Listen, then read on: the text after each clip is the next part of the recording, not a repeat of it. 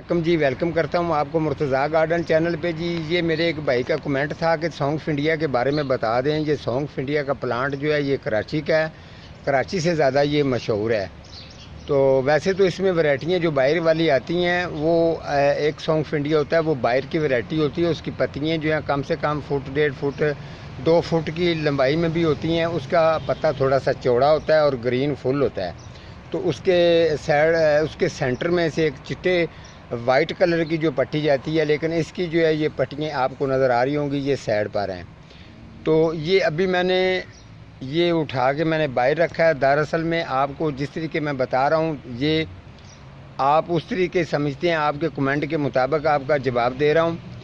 तो ये बात ज़हन में रखें, अगर आपने इसकी कटिंग लगानी चाहते हैं तो कटिंग भी सी लग जाएगी, लेकिन थोड़ी सी देर लगेगी, टाइम 15-20 दिन के बाद आप इसकी कटिंग लगा के रख सकते हैं। लेकिन उस जगह पर रख सकते हैं जिस जगह पर छाँ आती हो। जिस जगह पर छाँ आती हो, जो जगह है वो ज़्यादा ठंडी हो, तो उस जगह पर ये ग्रोथ अच्छी करेगा।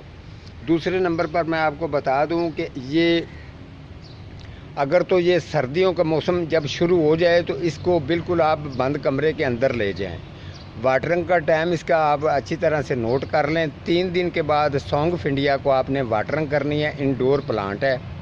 अगर आपने इसको आउटडोर रखना चाहते हैं तो फिर आपने एक दरख्त के नीचे रखना है। जिस जगह पर छाँ रहे, इसको छाँ पड़ती रहे और साया रहे, उस जगह पर ये कामयाब भी रहता है, तो बड़ा ज़बरदस्त चलता भी रहता है।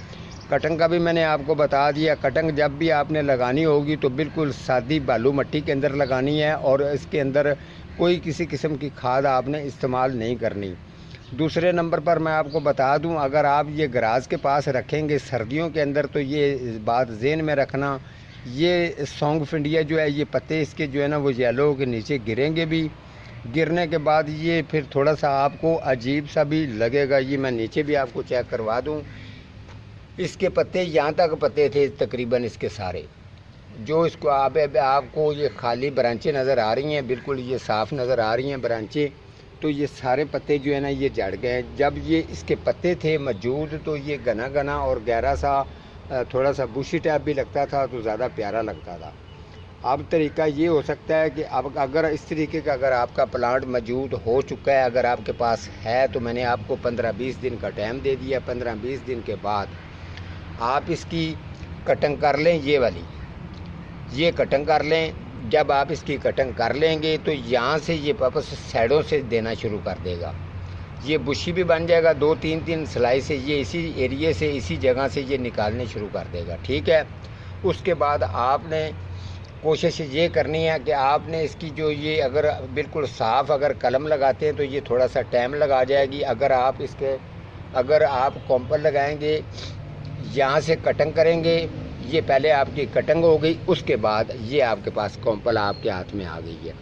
ये कॉम्पल आपने लगानी है। जो यहाँ से अगर इसके पत्ते आपको नज़र आ रहे हैं तो इससे आपने कम से कम भी 3.5 इंच नीचे आना है। इतना आपने नीचे आना है। ये पूरा का पूरा मिट्टी के अंदर लगानी है।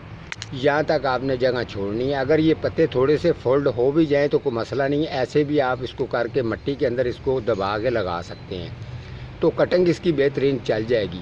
15-20 दिन के बाद लगा के जिस तरीके मैंने बताया उसी तरीके आप करेंगे तो कटिंग चल जाएगी। अगर इसकी कलमें लगाएंगे तो कलमों पर थोड़ा सा टाइम भी लगेगा, वक्त भी लगेगा।